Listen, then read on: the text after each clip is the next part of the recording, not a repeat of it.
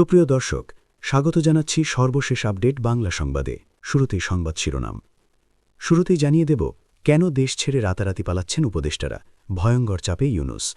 বিস্তারিত থাকছে প্রতিবেদনে। এদিকে বাংলাদেশ কি ডিপ স্টেটের হাতে বন্দী? মার্কিন চাপে তারেক সরকার। বিস্তারিত থাকছে প্রতিবেদনে। আরও জানিয়ে দেব অভিনন্দনের আড়ালে হুমকি চিঠি ট্রাম্পের, বিপদ বাড়ল ঢাকার। বিস্তারিত থাকছে প্রতিবেদনে। এদিকে দেশকে অশান্তিতে ডুবিয়েছে শান্তিতে নোবেলজয়ী ইউনূস। বিস্তারিত থাকছে প্রতিবেদনে। আরও জানিয়ে দেব আবার শুরু হল বিএনপির অন্যতম রাজনৈতিক কর্মসূচি চাঁদাবাজি। বিস্তারিত থাকছে প্রতিবেদনে। এবং সর্বশেষ জানিয়ে দেব ক্ষমতা নিয়েই চাঁদাবাজিকে বৈধতা দিতে মরিয়া বিএনপি। বিস্তারিত থাকছে প্রতিবেদনে। এতক্ষণ শুনছিলেন সংবাদ শিরোনাম, এবারেই বিস্তারিত। তার আগে ভিডিওটি ভালো লাগলে এবং সর্বশেষ আপডেট পেতে চ্যানেলটি সাবস্ক্রাইব করুন। ধন্যবাদ। পদ্মাপাড়ে হাওয়া মোরগের ঝুঁটি 180 ডিগ্রি ঘুরে গিয়েছে। শেষ হয়েছে দুঃশাসনের যুগ। 18 মাস পরে বাংলাদেশে প্রতিষ্ঠিত হয়েছে গণতন্ত্র। সরকারে বিএনপি। তারেক রহমান প্রধানমন্ত্রী পদে আসীন হয়েছেন। এই পালাবদলে সবথেকে বেশি বেকায়দায় পূর্বতন সরকার। দেশ ছেড়ে পরদেশী হওয়া ছাড়া তাদের সামনে যে আর দ্বিতীয় কোনো রাস্তা খোলা নেই, সেটা দিনের আলোর মতো স্বচ্ছ। মানে যহ পলায়তি সহ জীবতি। কারণ দেশে থাকলে জেলের ঘানি আর সেখানকার ভাত খেতে হবে। দেশে থাকলে জনতার থেকে পচা ডিম, বাসি রুটি আরও অনেক কিছু উড়ে আসতে পারে। এই 1.5 বছরে বাংলাদেশকে যে ইউনূস দায়িত্বের সঙ্গে পদ্মায় ডুবিয়ে দিয়েছেন, সেটা তারা এখন বুঝেছেন, যদি বুঝতে অনেক দেরি হয়ে গেল। জুলাই আগস্টের অভ্যুত্থানের মধ্য দিয়ে ক্ষমতায় আসীন হয়েছিলেন সরকার প্রধান।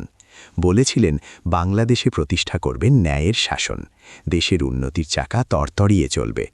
এক কথায় তিনি এক নতুন বাংলাদেশ করে দেবেন। নির্বাচন শেষ, ব্যালট বাক্স সিল হয়েছে। নির্বাচনের ফলাফলও ঘোষণা করা হয়ে গিয়েছে।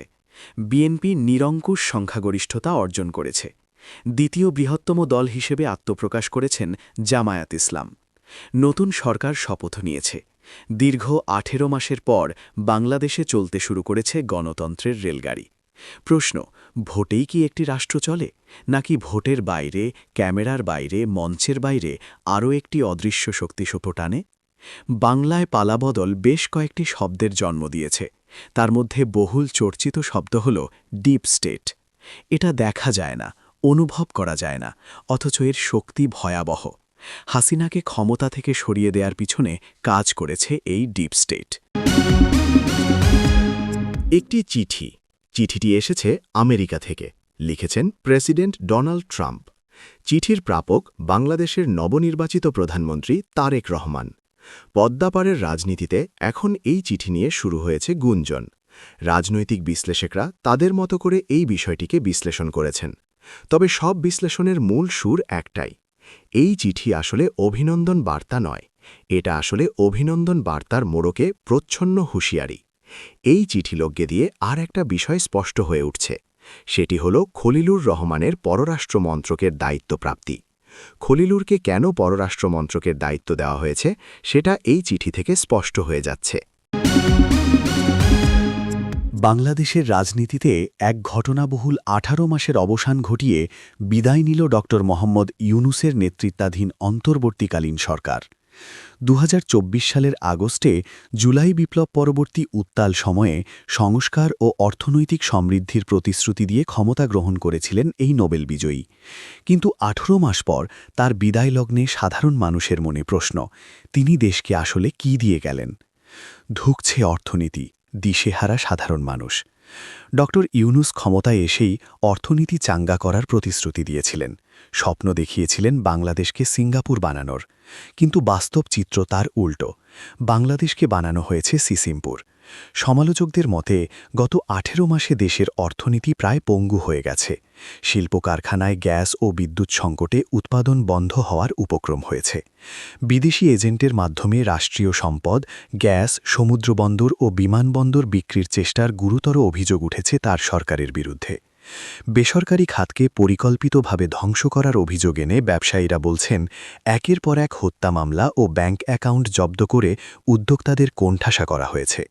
অর্থনীতির সূচকগুলো বলছে, এই 18 মাসের 1.5 কোটি নতুন বেকার ও প্রায় 2 কোটি চরম দরিদ্র মানুষ সৃষ্টি হয়েছে। সাভারের রেডিও কলোনিতে ফুটপাতে ডাব বিক্রি করে সংসার চালান নূর আলম। সকালে ভ্যান নিয়ে বসেছিলেন, বেলা 11টার দিকে 8-10 জনের একটা দল এসে চাঁদা চাইল, দিতে পারেননি। ফলাফল 200 পিস ডাবসহ পুরো ভ্যানটাই গায়েব।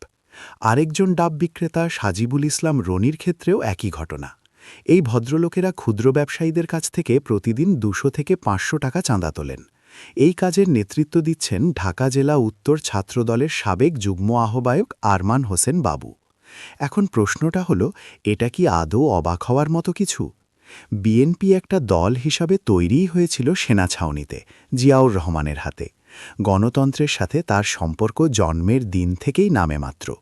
যে দলের শুরুটাই হয়েছে বন্দুকের জোরে ক্ষমতা দখলের মধ্য দিয়ে, সেই দলের কর্মীরা ফুটপাতের ডাব বিক্রেতার কাছ থেকে চাঁদা তুলবে, এটাই স্বাভাবিক।